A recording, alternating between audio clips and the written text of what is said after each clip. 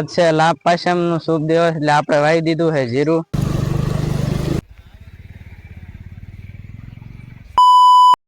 કેમ છે મારા કલેજા? તો બધા મિત્રોને ગુડ મોર્નિંગ અને જય માતાજી. તો ફરીથી એક મસ્ત મજાના નવા બ્લોગમાં તમારું બધાનું સ્વાગત છે.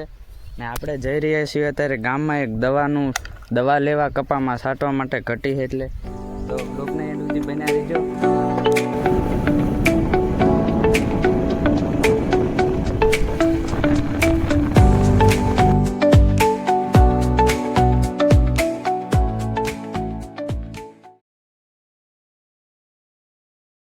તો ફાઇનલી ગાઈઝ આપણે આપણી વાડીએ પહોંચી ગયા છીએ કપાવાનો, અને આ દવાનું ડબલું છે. જો કે છે નવા થોડાક જીંડવા બન્યા એટલે કપામાં દવા છાંટવાનું કામકાજ ચાલુ છે, અને હારે હારે કપા વીણવાનું કામકાજ ચાલુ છે. ખરેખરની વીણી આવી ગઈ છે મસ્ત મજાની.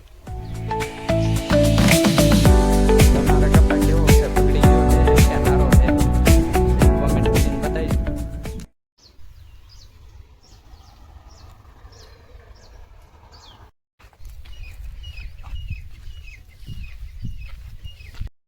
બપોરના લગભગ 12 થી 12:30 જેવું થઈ ગયું છે, અને આપણે આ બધા ઢોરને પાવાનો ટાઈમ થઈ ગયો એટલે આવી ગયો પાવા.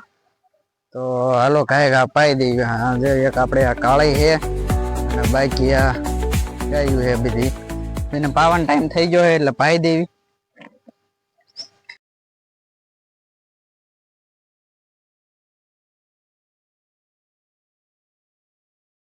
નીણને એવું બધું કમ્પ્લીટ નાખી દીધું છે, અને ખાવા પણ મીણા. અને આવું કામ ક્યારેક ક્યારેક કરવું પડે, ઘરે કોઈ ન હોય ને એટલે. હા, બપોર જે વાડીએ આપણે ગયા તા ઓલો દવા દેવા, ઈ જ વાડીએ આપણે અત્યારે જવાનું છે કપા ભરવા ટ્રેક્ટર અને ટ્રોલી લઈને.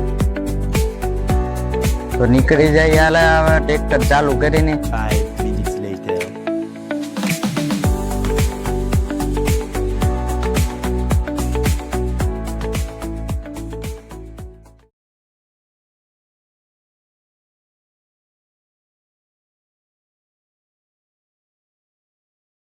ટ્રેક્ટર ને મૂકી દીધું છે ને આપણે પહોંચી ગયા છે વાડીએ હવે.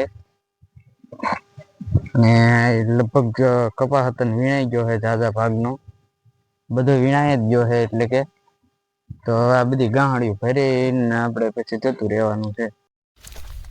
વાડી આવીને પેલા તો પાદરો નીકળી ગયો પાણી ભરવા, કારણ કે આ બધા તરસ લાગી છે એટલે પાવાનું, એટલે કુવે નીકળી ગયો પાણી. જોકે આમાંથી ભરવાનું છે. આપણે કૂવામાંથી બહુ મસ્ત ફિલ્ટર જેવું પાણી ભરીને પછી પાછા નીકળી ગયા જવાનું છે ઠેઠ આ શેડે ગાગર લઈને.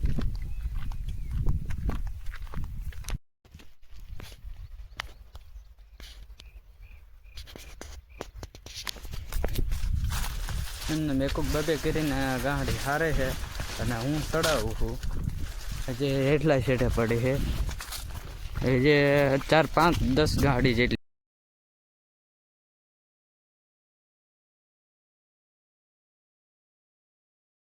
મિત્રો આનો મતલબ ખબર હોય તો જરી કોમેન્ટમાં જણાવી દીજો આ શું લેવા હોય છે. જોકે મને તો ખબર જ છે, તો એ તમને કહી દઉં છું. પહેલાં તમે કોમેન્ટ કરી નાખો. જ્યાં જ્યાં ગાંહડી પડી હોય ને કપાઈની, ન્યાય એવું કરે, કારણ કે કપાઈની ગાંહડી ક્યાં પડે છે ને ભૂલાઈ ન જાય ને એટલા માટે. કારણ કે આવડા મોટા કપામાં પછી ગાંહડી ક્યાં ગોતવી ને એ કંઈ નક્કી ન રહે, એટલે આવડી આવી કંઈક નિશાની કરે કપાનું કુંભળું મૂકીને. તો આ વાત તમને ખબર હતી કે નથી ખબર, એ જરી કોમેન્ટ કરીને જણાવી દીજો. જો આ બીજી ગાંહડી આવી ગયા, જો અહીં પડી. મતલબ આવા અલગ અલગ બધા નિશાન કરવામાં આવે. ગુડ મોર્નિંગ મિત્રો, જય માતાજી. આજ છે લાભ પાચમ નો શુભ દિવસ એટલે આપણે વાવી દીધું છે જીરું.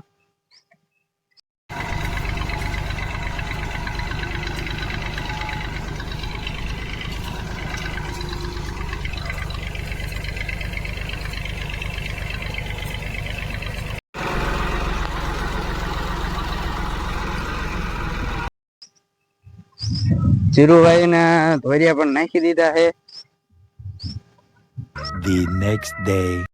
મિત્રો ગુડ મોર્નિંગ, જય માતાજી. અને એના એ બ્લોગમાં છે ત્રીજો દિવસ અને કાલે તમને કીધું હતું કે મેં જીરું વાવ્યું છે. જીરું વાવીને કમ્પ્લીટ કરી રહ્યા કે બીજા દિવસે આવી ગયો વરસાદ અમારે લગભગ સાંજના 8 વાગ્યા 9 વાગ્યા ચાલુ થઈ ગયો તો લગભગ બપોરના 12 થી 1 વાગ્યા સુધી એક ધારો એમને ઝીણો આવ્યો છે.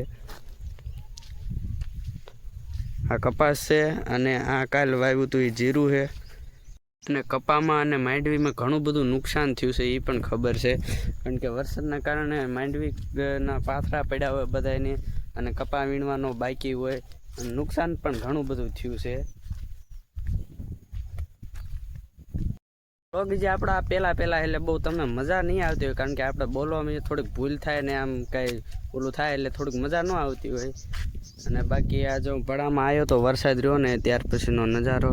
વાતાવરણ તો હજે પણ ખરાબ જ છે, વરસાદ આવે એવું છે જ તે, ક્યારે આવી જાય એનું કંઈ નક્કી નથી. પણ હું વરસાદ રહ્યો ને એટલે પછી ઘડીક આવ્યો તો પડા માટો મારો, તે કપાસ હતો એને તો એકદમ પૂરું જ થઈ ગયું છે. અને આપણે માંડવી હતી પણ એ વરસાદ આવ્યો પહેલાં લેવાઈ ગઈ હતી ને જીરું વવાઈ ગયું હતું. આપણો તો વાંધો નથી, પણ બીજા ઘણા લોકોને જે માંડવીને એવું પડ્યું છે કપાસને વીણવાનું ને એવું એને ઘણું બધું નુકસાન કર્યું છે.